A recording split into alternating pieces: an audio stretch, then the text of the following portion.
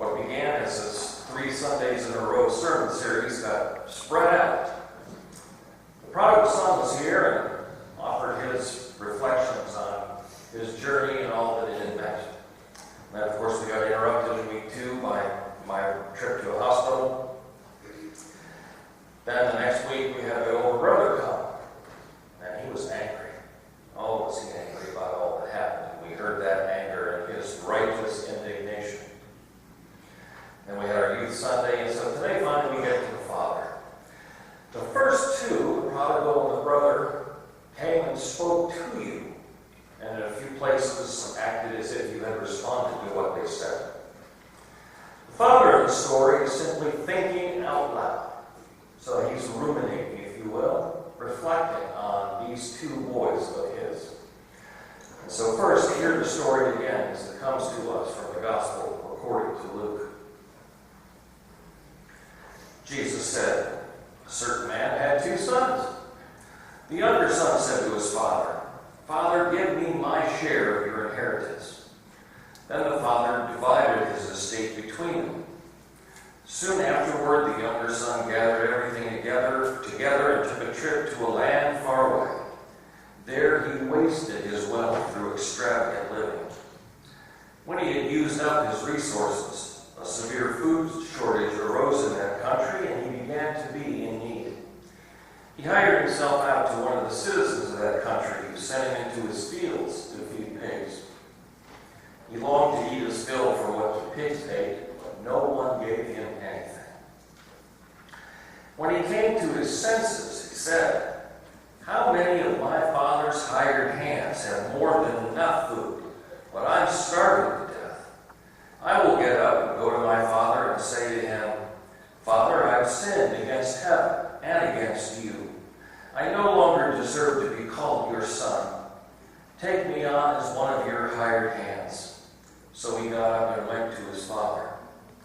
While he was still a long way off, his father saw him and was moved with compassion.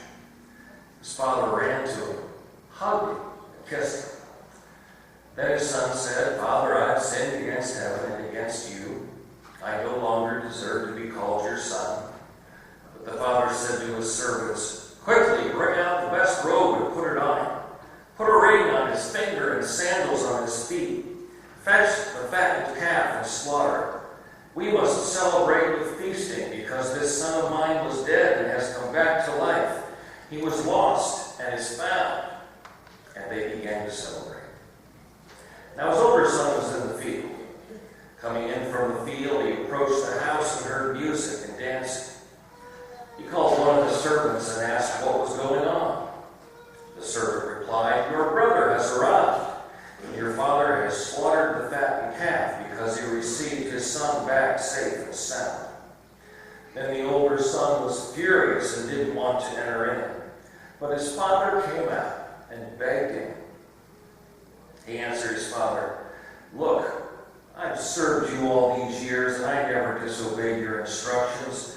Yet you've never given me as much as a young goat so I could celebrate with my friends. But when this son of yours returned, after gobbling up your estate on prostitutes, you slaughtered the fattened calf for him.'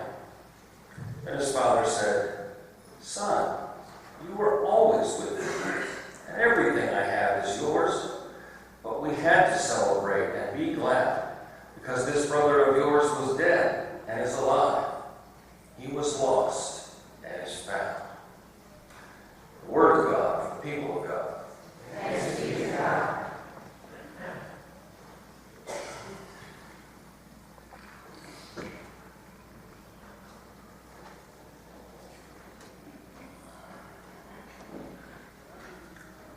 Oh my, what a party. I did myself proud if I say so myself. Oh, of course, it wasn't perfect. That older boy of mine wouldn't come in and welcome his brother home. What am I going to do with these boys of mine? They're so different from one another, and yet they're both the same. Neither of them even begin somehow to understand the depth of my love and care for them. I'm not sure how that happened. You're such confused boys, both of you. One of you doesn't know how to ease up and have fun. The other of you doesn't know when to stop having fun and be responsible. Oh, that younger son of mine, I never knew what to expect from him. That rascal has always given me a run for my money. He's always felt he had to prove himself. To me, to the world, mostly to himself. Maybe that will change now after his time away. Oh, my son, my youngest son. How you broke my heart. To ask for your share of the estate was to wish me dead. As if that wasn't enough, you had to go to a far-off country too? I didn't know where you were. I didn't know if you were safe. I didn't know if you were even alive. The day you left here, I didn't know if I would ever see you again. I wept. It was almost too much for an old man to take. To whom did you go, my son? This is where you've been loved. This is where you have been blessed throughout your life. Here you are loved. To whom did you go? Did you expect to hear new voices that would somehow speak newer or truer words of love than mine? You never understood how much I loved you. Oh, my son, the prodigal. Then there is your older brother. I've always known what to expect from that one. Dependable, reliable, faithful, a good boy he is. And still he's as lost as his brother. He also has never understood my love for him.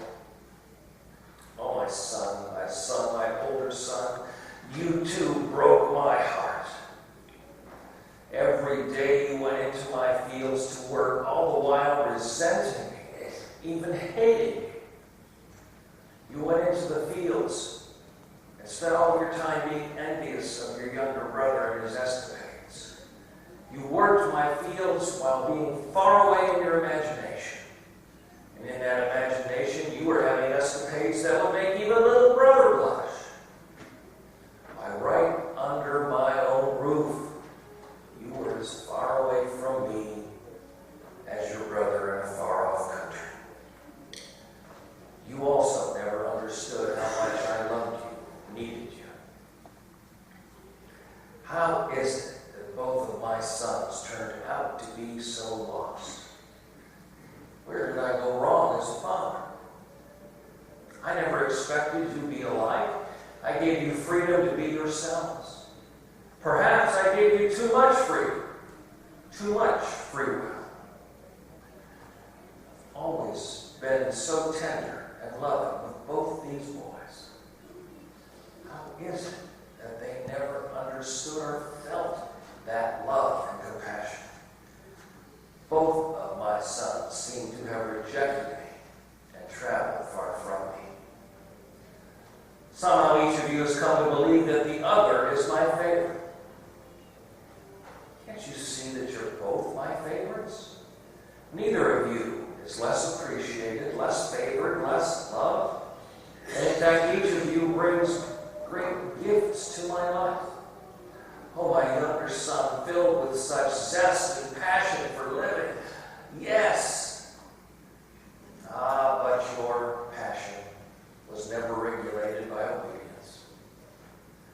And you, my older boy, so obedient, always doing my will. Yes. But somehow, you have no zest or passion for life. Life for you seems to have become drudgery. My boys, you have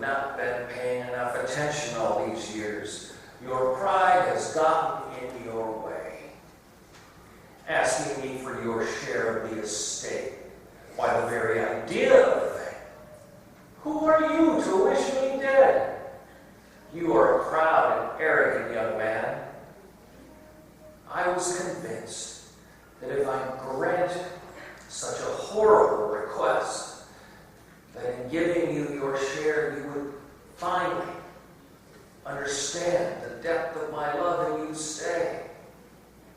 But your pride kept you from seeing. And you refusing to come into my party, my celebration. You would make an old man leave his own party to come out to you, and then have to beg you to come in? And having done so, you still refuse to come in? Who are you to refuse to come into my celebration? And then you go so far as to insult me and say that I treat you as a slave. You are as proud and as arrogant as your brother.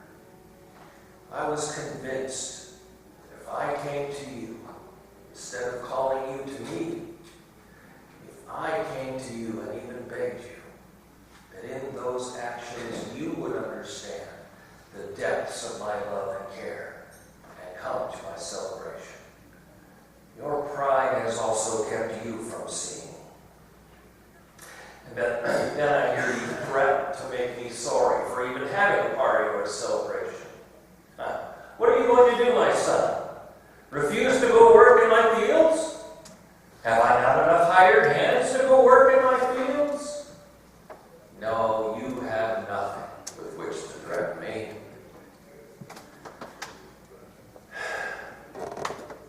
And in spite of it all, I cannot be angry with either of you. You are still my children. Besides, what good would my anger do? Would either of you become closer to me if I sought somehow to try and punish you? No, you have been punished enough by your own actions. Being lost is its own punishment. You have both chosen to cut yourselves off from my love and my care. I know how difficult life can be. I have never sought to increase your burden. Why, if anything, I have sought to take your yoke and put it on me, to lighten your load. I've always sought to show you love and compassion. I've tried to show you always the way and truth and life. So now, I wait. I sit in my loneliness and wait. I wait for both of you to come to yourselves, to come to your senses. I wait for both of you to understand that you don't have to prove yourselves to me. I wait for you to finally understand what it means to be family. I wait for you to come back home into my loving presence so that the celebration may begin. My party will always be